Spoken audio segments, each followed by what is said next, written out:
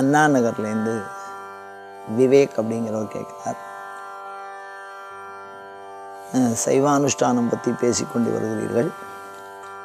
பொதுவாக ஆச்சமனம் அப்படிங்கிறது எந்தெந்த சூழல்லாம் ஆச்சமனம் பண்ணணும், இந்த ஆச்சமனத்தினுடைய வகைகள் என்ன அப்படின்னு சொல்ல முடியுமா அப்படின்னு கேட்குறார். அதாவது ஆச்சமனத்தினுடைய வகைகள் உத்தமம், மத்தியமம், அதமம் என்று 3 விதமாக சாத்திரங்கள் பிரித்திருக்கிறது. பொதுவாக ஆச்சமனம் அப்படிங்கிற சொல் ஒரு கொல்லியோ, அது ஊறிதல் அப்படின்னு அர்த்தம். To soak. நம்ம இப்போ இந்த ஏதாவது ஜூஸ் குடிக்கிறோம்னா ஒரு குழல் ஸ்டா போடுறோமோ இல்லையோ, அதை போட்டு உறிஞ்சி குடிக்கிறோம். அப்படி இந்த உரிதல் அப்படிங்கிறதுக்கு தான் ஆச்சமனம்னு பேர். அதில் கையில் கொஞ்சம் ஜலத்தை எடுத்து வச்சுட்டு அதை காற்றை உள்நோக்கி இழுக்கிறதுனால இந்த குறைவான ஜலத்தை உள்நோக்கி இழுப்பது வெளியில். இப்போ நீங்கள் ஸ்டா இடையில ஒரு தொடர்பு இருக்குது, அந்த திரவத்துக்கும் அந்த இழுக்கக்கூடிய பகுதிக்கும் ஒரு தொடர்பு இருக்குது. ஆனால் அந்த மாதிரி ஸ்டா இல்லாமல் அந்த கையில் ஒரு சொட்டு ஜலத்தை விட்டு அதை உள்நோக்கி இழுக்கணும். மூச்சு காற்றை இழுக்கிறதுனால அங்கே வெளியில் இருக்கக்கூடிய இந்த ஜலத்தை உள்ளுக்கு போகணும். அப்படி செய்யக்கூடிய செயலுக்கு ஆச்சமனம்னு பேர். இதில் என்ன ஆகும்னு கேட்டிங்கன்னா, அனுஷ்டானம் என்ன சொல்கிறது அப்படின்னா, உத்தமாச்சமனம் பண்ணணும். உத்தமாச்சமனம்னா என்னென்னா, உளுந்து முழுகிற அளவுக்கு ஜலம், கொண்டக்கடலை முழுகாத அளவுக்கு ஜலம். உளுந்து முழுகிற அளவு வேறு, கொண்டக்கடலை முழுகாத அளவு வேறு. ரெண்டுத்தையும் அளவு சொல்லியிருக்கா பாருங்கள் பழைய காலத்தில். அது அந்த அளவுக்கு ஒரு சொட்டு ஜலத்தை இப்படி உள்ளங்கையில் விட்டுண்டு அதை உதடுகள் குவித்து காற்றை உள்ளே இழுக்கணும். அப்படி இழுத்து இந்த கையில் இருக்கிற ஜலம் உள்ளுக்குள்ளே போகணும். அப்படி இழுக்கிறதுங்கிறது ஒரு பயிற்சி. அதை தான் ஆச்சமனம்னு சொல்கிறா. இது உத்தமாச்சமனம்னு பேர். மத்தியமாச்சமனம்னா என்ன அப்படின்னா, அந்த ஜலத்தையே, அதே அளவுக்கு ஜலத்தையே உதடுகளை வச்சு உறிஞ்சி குடிச்சிடுது. உதடுகள் வைத்து உறிஞ்சி குடிக்கிறது, அது மத்தியமாச்சமனம் பேர். அதமாச்சமனம்னா என்ன அப்படின்னா, பல்லில் படாமல் உள்ளுக்குள்ளே குடிக்கிறது. பல்லில் படாமல் ஆச்சமனம் பண்ணும். இந்த ஜலம் இருக்கே, உரியக்கூடிய இந்த ஜலம், அது பல்லில் படாமல் இருந்தால் அதமாச்சமனம்னு பேர். அப்போ ஆச்சமனமானது உத்தமாச்சமனம், மத்தியமாச்சமனம், அதமாச்சமனம்.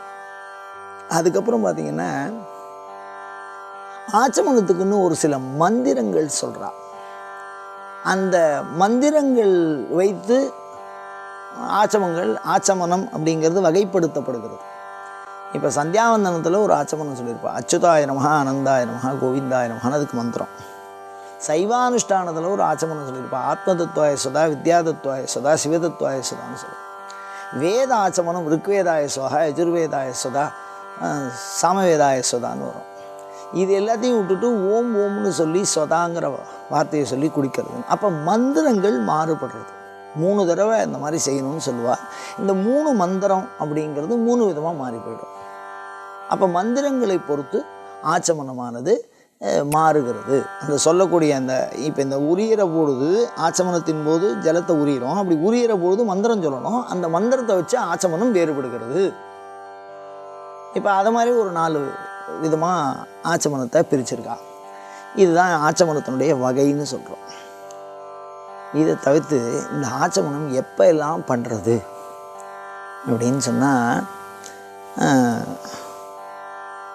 சரீர ஆனது அப்படின்னு நாம் நினச்சிட்டோம்னா ஆச்சமனம் பண்ணிடணும்.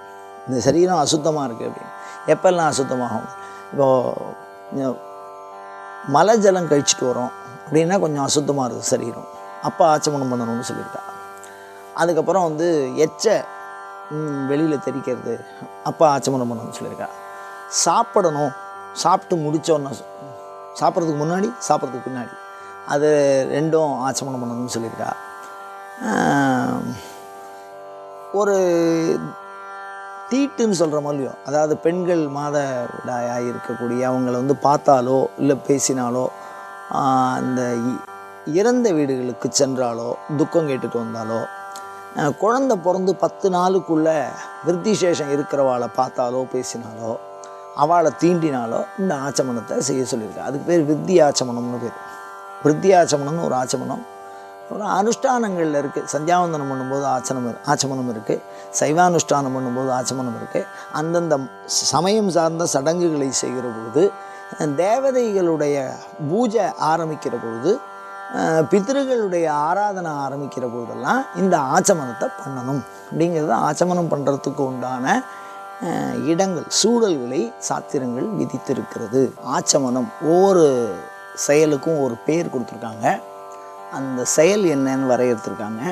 ஒவ்வொரு செயலையும் சொல்கிற பொழுது, செய்கிற பொழுது ஒவ்வொரு மந்திரத்தை சொல்லியிருக்காங்க. அது வழியாகவும் நமக்கு கருத்துக்களை சொல்லியிருக்காங்க. இந்த சைவானுஷ்டானம் அப்படிங்கிறது இறைவனோடு இல்லை ஆன்மாவோடு நேரடியாக நாம் தொடர்பு கொள்வதற்கு உண்டான சாதனம். சிவபெருமானாலே சொல்லப்பட்டதாக ஆகமங்களில் பரிந்துரைச்சிருக்காங்க. அந்த மாதிரி சொல்கிற பொழுது இப்போ நம்ம பார்க்க போகிறது வெறும் ஆச்சமனம். ஆச்சமனம் அப்படின்னா என்ன? உரிதல். உள்ளங்கையில் ஒரு உளுந்து முழுகிற அளவுக்கும் கொண்டக்கல்ல முழுகாத அளவுக்கும் ஜலத்தை எடுத்து அதை உள்நோக்கி உரிதல், உறிஞ்சு குடிக்கிறது. அப்படி குடிக்கிறதுக்கு 3 தடவை உறிஞ்சு குடிக்கணும்னு சொல்லியிருக்காங்க. அப்படி சொல்கிற உரிதல் பொழுது, அந்த உறிஞ்சுகின்ற பொழுது மந்திரத்தை சொல்லணும். என்ன சொல்லணும் அப்படின்னா, ஓம் ஆத்ம தத்வாய ஸ்வதா, ஓம் வித்யா தத்வாய ஸ்வதா, ஓம் சிவ தத்வாய ஸ்வதா அப்படின்னு ஒவ்வொரு தடவை 3 முறை சொல்லியிருக்காங்க. அதில் ஒவ்வொரு தடவை உறிஞ்சு குடிக்கும்போதும் இந்த ஒவ்வொரு மந்திரங்களை இந்த சைவானுஷ்டான விதி சொல்லி இருக்கிறது. இப்போது இதில் நாம் புரிஞ்சுக்க வேண்டிய விஷயம் என்ன அப்படின்னா, இந்த மந்திரங்களில் ரகசியம் வச்சுருக்காங்க. ஆத்ம தத்துவாய ஸ்வதா, வித்யா தத்துவாய ஸ்வதா, சிவ தத்துவாய ஸ்வதா அப்படின்னு இந்த தத்துவங்களை பற்றி கொஞ்சமாவது நம்ம புரிஞ்சுட்டாதான், இந்த ஆச்சமனத்தில் சொல்லக்கூடிய இந்த மந்திரங்களை பற்றி புரிஞ்சுட்டாதான் அது பலனுடையதாக அமையும். அந்த வகையில் பார்த்திங்கன்னா, மொத்தம் சைவத்தில் 36 தத்துவங்களை பற்றி சைவம் பேசுது. 36 தத்துவம். அந்த தத்துவங்களுடைய வகைப்பாடு, அந்த 36 தத்துவமும் 3 பிரிவாக பிரிக்கிறாங்க. அந்த 3 பிரிவு எதுன்னா, ஆத்ம தத்துவம், வித்யா தத்துவம், சிவத்துவம். அவ்வளோதான் விஷயம். இதில் 3 விதமாக பிரிச்சிருக்காங்க. அப்போ ஆத்ம தத்துவம் எத்தனை அப்படின்னா 24, வித்யா தத்துவம் எத்தனை 7, சிவ தத்துவம் எத்தனை 5. இவை எல்லாத்தையும் சேர்த்தா 36 தத்துவம். இதெல்லாம் புரியுறது. ஆனால் தத்துவம்னா என்ன, அதை முதல்ல சொல்லுங்க. அதாவது ஒரு உதாரணத்தினால விளக்க முற்படுகிறேன். இப்போ ஒரு வீடு இருக்குது, ஒரு வெட்ட வெளி இருக்குது. அந்த வெட்ட வெளியில் ஒருத்தர் வீடு கட்டணும்னு ஆசைப்படுறார் அப்படின்னு சொன்னால், அப்போ அந்த வீடு கட்டுறதுக்கு முதல்ல என்ன வேணும் அப்படின்னா, அந்த வெட்ட வெளியான இடம் வேணும். அந்த இடம் நமக்கு சொந்தமாக்கப்பட்டிருக்கணும். அதுக்கப்புறம் செங்கல், மணல், சிமெண்ட்டு, கொத்தனாருடைய உழைப்பு, அதுக்கு உண்டான கால அவகாசம் எல்லாம் இருந்தால் அந்த வீடை கட்டி முடிக்கலாம். இப்போ இந்த வீடு கட்டி முடிஞ்சு கிரகப்பிரவேசம் பண்ணிவிட்டு இதை போய் இது என்ன அப்படின்னு கேட்டால், இது செங்கல், மணல், கொத்தனாருடைய உழைப்பு, இன்னாருடைய இடம் அப்படின்னு யாரும் பிரித்து சொல்கிறதில்ல. வீடாக கட்டினோன்னு இது வீடுன்னு சொல்லிடும். அந்த மாதிரி ஒரு முழுமைக்கு தேவையான பகுதியான அடிப்படை பொருள்களை தத்துவம் என்று சொல்வது வழக்கம். இப்போ இந்த வீடு கட்டுறதுக்கு அடிப்படை பொருள் என்ன? இடம், செங்கல், மணல், அந்த மாதிரி அடிப்படை பொருள். அந்த மாதிரி இந்த மானுட யாக்கைக்கு நீங்கள் பார்த்து கொண்டிருக்கிறீர்களே, இல்லை நாம் மனுஷர்களாக இருக்கோம். இந்த மானுட யாக்கை நம்மளுடைய ஒவ்வொருவரும் நம்முடையதுன்னு சொல்லிக்கணும். அப்படி நம்மளுடைய அந்த மானுட யாக்கை இருக்கோ இல்லையோ, அந்த யாக்கையை பகுப்பாய்வு கொஞ்சம் கொஞ்சமாக பிரித்து எடுத்தால், இந்த யாக்கையை பிரித்து பிரித்து பிரித்து பிரித்து ஆய்வு பண்ணினால் 36 பாகமாக சாஸ்திரம் பிரிக்கும். அதை இப்போ ஒரு உதாரணம் பாருங்க. ஒரு மருத்துவத்துறையிலலாம் போனால் சொல்கிறாளோ இல்லையோ, கண்ணுக்கு மாத்திரம் ஒரு டாக்டர் பார்க்குறா, காது மூக்கு தொண்டைக்கு ஒரு டாக்டர் பார்க்குறா, இந்த கை காலுக்கெல்லாம் ஒரு டாக்டர் பார்க்குறா, இதயத்துக்குன்னு ஒரு டாக்டர் பார்க்குறா, அப்புறம் குழந்தைகள் பிறப்பு அது மாதிரி ஒரு டாக்டர் பார்க்குறா, அப்புறம் சருமத்துக்குன்னு டாக்டர் பார்க்குறா. இது மாதிரி பொதுவாக எல்லாத்துக்கும் சேர்த்து சமஸ்தத்துக்கும் வைத்தியம் பண்ணுறவாளை வந்து நம்ம மருத்துவர்னு சொல்கிறோம். அப்போ அந்த சிறப்பாக பார்க்குறவாளை வந்து ஸ்பெஷலிஸ்ட்டுன்னு சொல்கிறோம். அதே மாதிரி தான் இந்த யாக்கையை, இந்த உடம்பு மானுட உடலை தத்துவ நோக்கில் பார்த்தால், ஆன்மீக நோக்கத்தில் பார்த்தா, இந்த யாக்கையானது 36 பொருள்களால் ஆக்கப்பட்டது. எப்படி வீடு செங்கல் மணலால் ஆக்கப்பட்டதோ அது மாதிரி இந்த யாக்கையானது 36 பொருள்களால் ஆக்கப்பட்டது. அப்போ இதுவும் வீடு தான், நம்ம உடம்பு இருக்க அதுவும் வீடு தான். அப்போ யாருக்கு வீடு அப்படின்னு கேட்டால், ஆன்மா குடியிருக்கும் வீடு. ஆன்மா வந்து இந்த உடம்புக்குள்ளே குடியிருக்கு. அப்போ இந்த ஆன்மா வேறு, இந்த உடம்பு வேறு. வீடு வேற, நாம் வேற.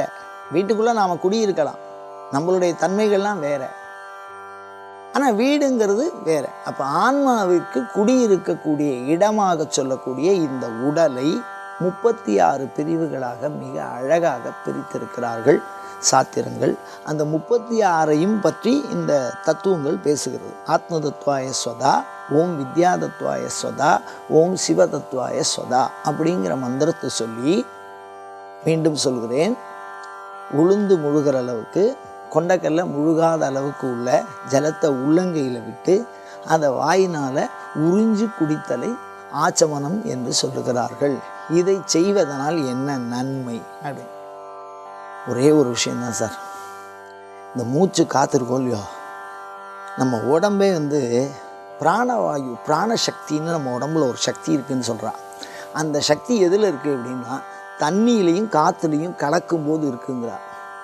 அந்த தண்ணியும் காற்றும், இப்போ நம்ம உள்ளே இழுக்கிறது ஒரு காற்று, வெளியில் இருக்கிறது ஜலம், இது ரெண்டும் கலக்கிற பொழுது அதுலேருந்து ஒரு ஆற்றல் பிறக்கிறதுன்னு சொல்கிறா.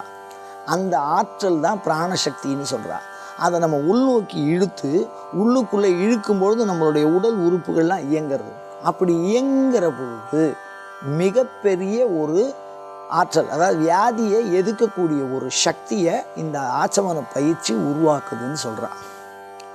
இந்த காற்றை உள்நோக்கி இழுக்கிறதுனால அது என்னன்னா உள்ளே போய் படியும். நம்ம உள்நோக்கி இழுக்கிறோமோ இல்லையோ, அப்போ அந்த ஜலமும் காற்றும் கலந்த கலவை நம்ம உள்ளத்துக்குள்ளே போய் நம்ம உடம்புக்குள்ளே போய் பதியுது. அப்படி பதியறதுக்கு பேர் அமிர்தம்னு சொல்கிறா. அதை மாதிரி பதிஞ்சால் முதல்ல வாயு, இந்த காற்று தூய்மை செய்கிற பகுதி இருக்குல்ல, நம்ம உடம்புல காற்று தூய்மை பண்ணுறதுக்கு பகுதிகள் இருக்குது. அந்த பகுதியானது மிகவும் தெளிவாக வேலை செய்யும். அது சம்பந்தமான வியாதிகள் நிவர்த்தியாகும். அதே மாதிரி புத்துணர்ச்சி, அதாவது நுகர்வு திறனை அதிகரிக்கும். அதுதான் அதனுடைய சிறப்பு. அந்த நுகர்வு திறன் அதிகரிப்பை தான் பிராணசக்தின்னு சொல்லும். பிராணசக்தியை இந்த ஆச்சமன பயிற்சியானது அதிகப்படுத்தும். அந்த பிராணசக்தி இருந்தால் நமக்கு வந்து ஒரு புத்துணர்வு, ஒரு சலிப்பின்மை ஏற்படும். இந்த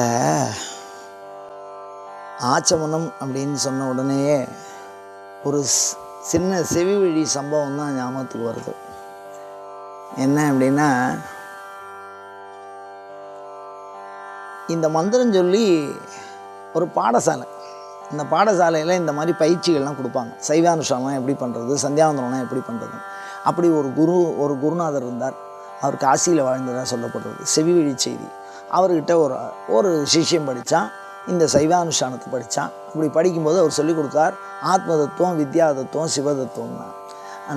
அந்த சிறு பையன் மாணவன் தன்னுடைய வாத்தியாரை பார்த்து கேட்டான், இந்த மாதிரி ஆத்ம தத்துவம் 24, வித்யா தத்துவம் 7, சிவதத்துவம் 5 அப்படின்னு சொல்கிறேன். இதை நாம் தெரிஞ்சுக்கிறதுனாலையோ புரிஞ்சுக்கிறதுனாலையோ என்னடா பிரயோஜனம்? இப்போ என்ன பிரயோஜனம் அப்படின்னா, வாத்தியார் குரு இவங்க 2 பேரும் ரொம்ப க்ளோஸாக சம்பாதம் பண்ணுறாங்க. நிறையா நேரங்களில் அப்பா பையன்தான் குரு சிஷ்யனாக இருப்பா. இந்த தத்துவத்தை உணர்றதை தவிர உலகத்தில் வேறு எந்த பலனுமே கிடையாது அப்படின்னார் அவர். தூக்கி வாரி போட்டுது இந்த சிஷ்யனுக்கு. என்ன விஷயம் அப்படின்னா, இன்றைக்கி சாயந்தரம் வந்து என்னை பாரு, ஆனால் பார்த்ததை வெளியில் எதையும் சொல்லாதேன்னு சொன்னார். அன்றைக்கி ராத்திரி அவர் ஒரு இடத்துல படுத்திருந்தார். இந்த பையனுக்கு பார்க்குறதுக்கு ஒரு சின்ன கதவு இருந்தது. அது வழியாக பார்த்தா அவருடைய உடம்பு இருக்குல்ல, அது துண்டாக இருந்தது. இந்த பையன் பார்த்தோன்னே மிரண்டு போய், ஐயோ யாரோ வெட்டி போட்டு போயிட்டா அப்படின்னு சொல்லி அவன் பயந்து போய் யார்ட்டையும் சொல்ல முடியும். குருநாதர் வேறு சொல்லியிருக்கார், யார்ட்டையும் சொல்லாத அப்படின்னு. மறுநாள் காலம்புரை, என்னப்பா தம்பி சௌக்கியமாக இருக்கியான்னு கேட்டார். அப்போ, என்ன குருநாதா, உங்களை நேற்று ராத்திரி துண்டு துண்டாக பார்த்தேன், இப்போ பார்த்தா நீங்கள் எல்லோரும் ஒன்றா வந்து பேசுகிறீங்களே, எனக்கு ரொம்ப ஆச்சரியமாக இருக்குது அப்படின்னு. இது தாண்டா தத்துவத்தை உணர்றதுனால வரக்கூடிய பிரயோஜனம்னு சொன்னார் குருநாதர். காரணம் என்னென்னா, இந்த ஆத்ம தத்துவம், வித்யா தத்துவம், சிவ தத்துவத்தை அனுபவத்தில் புரிஞ்சு உணர்ந்தோன்னா, இந்த எப்படி வண்டியை பார்ட்டாக கட்டிட்டு மெக்கானிக் ஒன்றா சேர்த்துடுறாரோ அதை மாதிரி இந்த உடம்பை தனியாக கட்டிட்டு திருப்பியும் ஒன்றா சேர்த்துக்கலாம். அதுதான் கூடு விட்டு கூடு பாயிறது அப்படின்னு இந்த பக்கத்தில் சொல்லியிருக்கார். திருமூலர் வாழ்க்கையில் நடந்திருக்கு. அவர் அழகாக உடம்பை கட்டி வச்சுட்டு வேற ஒருத்தன் உடம்புல போகிறார். அந்த மாதிரி உடல் வேறாக உயிர் வேறாக தனித்து பிரித்து உணர வல்ல ஆற்றல் இந்த ஆத்ம தத்துவம், வித்யா தத்துவம், சிவதத்துவம் தத்துவத்தை அறிதலினால் அல்ல, அனுபவத்திலே உணர்தலினாலே ஏற்படும் அப்படின்னு அந்த ஞானியினுடைய கதையிலேருந்து நாம் அறிந்து கொள்கிறோம். அதனால் நம்மளும் அதுக்காக தான் முயற்சி பண்ணுறோம். 24 நிமிஷம்தான் நமக்காக நாம் செலவிடுகிற நேரம், பிரார்த்தனையின் நேரம். அந்த பிரார்த்தனையை இறைவனோடு, நம் ஆன்மாவோடு, அனுபவத்தோடு நாம் தொடர்பு கொள்ளுகிற அற்புத சாதனம் இந்த சைவானுஷ்டானம். அதை கற்றுக்கொள்ள முயல்வோமாக, அதன் வழி நடக்க முயல்வோமாக, சிவா அனுபவத்தை அனுபவத்தில் பெற முயல்வோமாக. இது போன்ற தொடர்ந்த சிவ சிந்தனைகளை தூண்டுகிற வினாக்களை உங்களிடமிருந்து எப்பொழுதும் எதிர்பார்த்தவனாய், அயம் தர்மஹா உத்தரோத்தர அபிவிருத்தி ரஸ்து.